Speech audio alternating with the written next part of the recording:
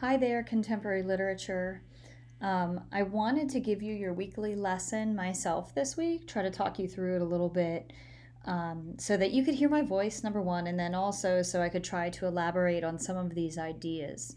I've been trying to take you through some of the major um, important elements of literature as you study your independent novels. We addressed characters, we also talked about archetypes. And so I think the next big trifecta would be symbol, motif, and theme. Now, it is perfectly reasonable as high school students to struggle with the difference between these three ideas. And quite frankly, it wasn't until I'd been teaching a few years myself that I really had a solid understanding of the difference between the three. So, knowing that has been problematic in the past for people, including myself, I figured that I would try to help you navigate this one. And of course, you can feel free to email me or send me a text to remind with any questions you might have that you might come up with as you're listening. So, symbol, motif, and theme, distinguishing their differences and identifying them in literature. I want to start with, I think, probably what's the easiest. I think a symbol is probably the easiest because we've been exposed to so many that you have, I think, a natural inherent ability to determine what they are. As the screen says here, symbols are images, ideas, sounds, or words that represent something else and help to understand an idea or a thing. I've tried to include some non literary examples here that might be more within your wheelhouse. I think the best example is the heart. I mean, obviously, the heart in your body looks nothing like that heart on the screen, but when we look at that emoji or we look at that icon, then obviously we know that a heart means love. Some of the other pictures in the screen, I think that everybody could recognize. In the upper left, you have the peace sign. Certainly it's just that little drawing with little stick figures, looks like a chicken leg. But we know from the 70s that this was a sign that indicated stands for peace. On the upper right, we have the recycle, reduce, reuse, recycle symbol, which when you see that on a can or on a plastic product or paper product, you know that it is in fact recyclable. Down in the lower right, you have the Mr. Yuck. If you remember as a kid, actually my 9-year-old brought home some of these stickers and put them on pretty much everything in the house. Mr. Yuck means it's poison and you don't want to put it in your mouth or in your eyes or any other orifice.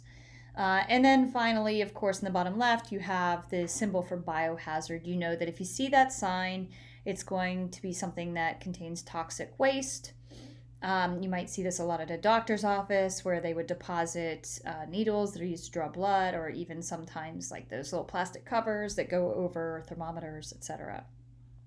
So those are, I think, pretty recognizable symbols in non-literary life. But in a literary example, I'm using all literary examples from The House on Mango Street because I know it's something that, even if you didn't read it, that you should at least be somewhat familiar with from our first unit. So a literary example of a symbol in The House on Mango Street was the vignette hares.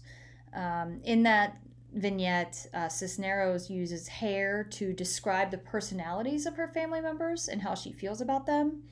And we know that when we're reading about hair, we're not just reading about hair. We're reading about her brother, her sisters, her dad, her mom. So that's what a symbol is.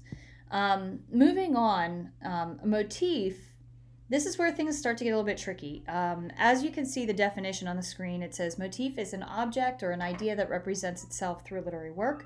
It can be seen as an image, sound, action, or other figure that has symbolic significance and contributes towards the development of theme.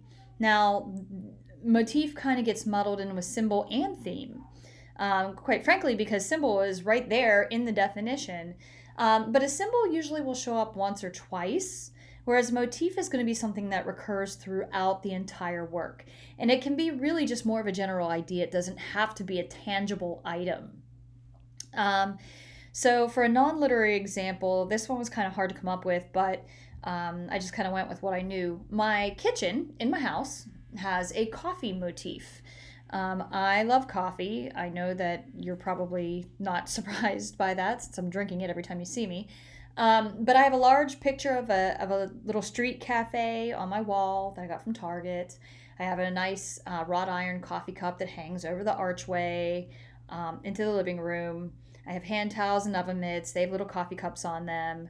Um, and so, like, it's a recurring idea that you see throughout my entire kitchen.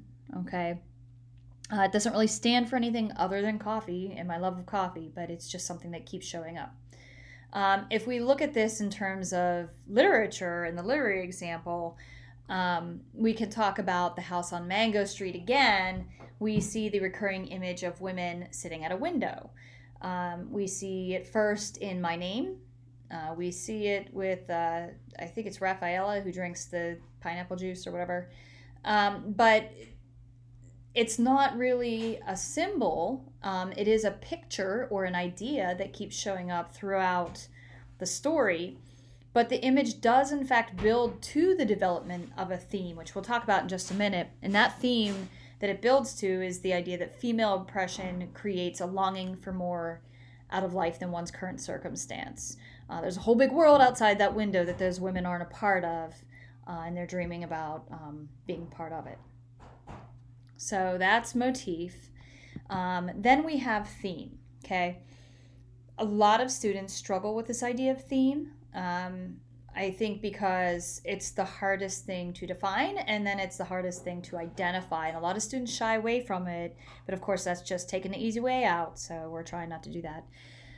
Theme is defined as a main idea or the underlying meaning of a literary work, which may be stated directly or indirectly. And quite honestly, most of the time it's going to be stated indirectly.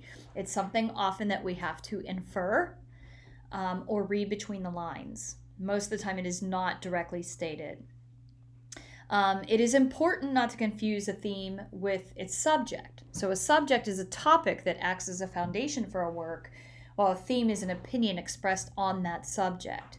So some of you might say, like, oh, well, poverty is a theme in The House on Mango Street. Well, it's a thematic topic.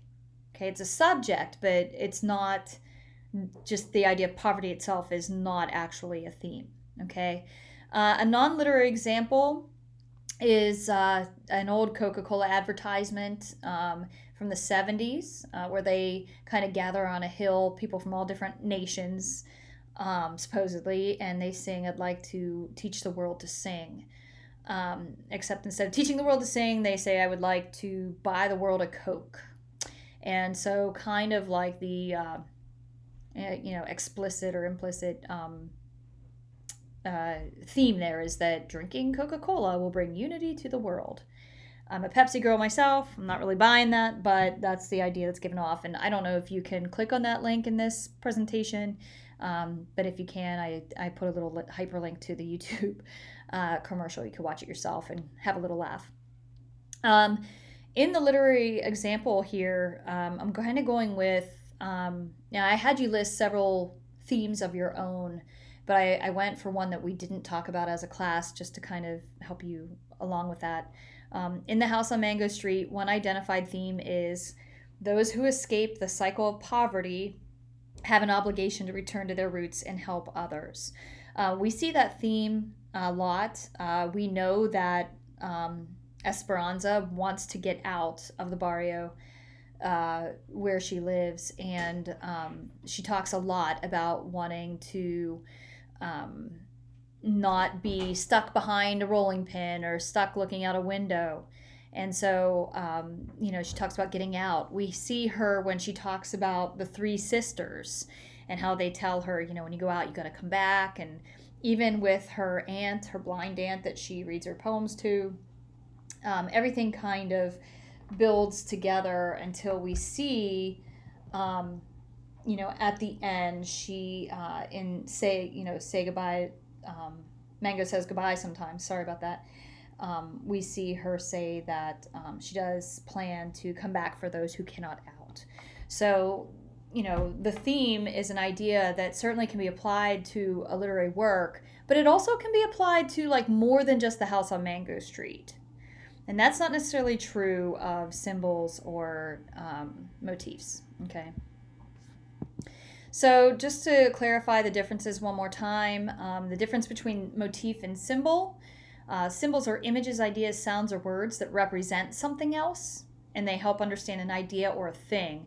Whereas motifs are images, ideas, sounds, or words that help to explain the theme of a literary work. Okay.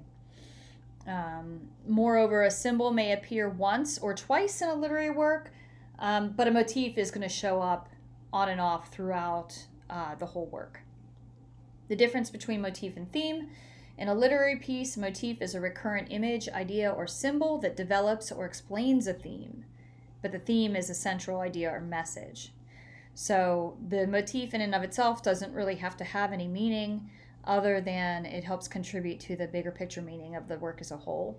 And then also a motif can be explained in a word or a short phrase, like looking out a window, right? But a theme has to be expressed in a complete, coherent sentence. Okay, it's not just a word or phrase, it's a sentence put together to express an opinion or an idea on something.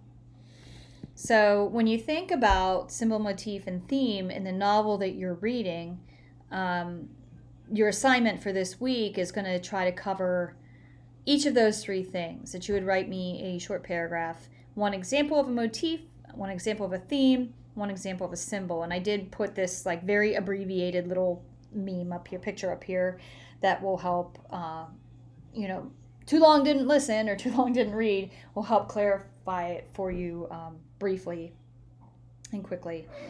Motif, a recurring element in a literary piece. Theme is a central idea integrated throughout the work. Symbol is an object representing something else.